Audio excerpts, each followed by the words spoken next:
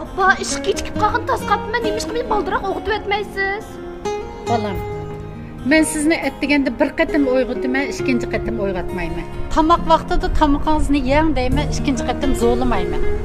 İdoraga mangadigan vaqtingizda ish vaqtingiz bo'ldi balam deyman, narslaringizni unutib qolsangiz idorangizga olib bermayman balam.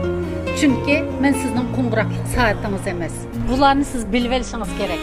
Appa, hozir kelmasa ishga kechikib qolma, unda qo's mashinangizni olib qo'ying. Yo'q, olib qo'ymayman. Chunki o'zingizning sababidan o'zingiz kechikdingiz. O'zingiz menishingiz kerak. Bildim appa, unda qo's men ishga mangiyladimmi? Balam, nashta qildingizmi? Yo'q. To'xtab turing. Balam, ma el ozuq oshqozon alvasi. Vaqti degan, nashta qilmasangiz oshqozon ziyonliqmi qizim? Haqlansa ishmayman. Haqla qo'sh.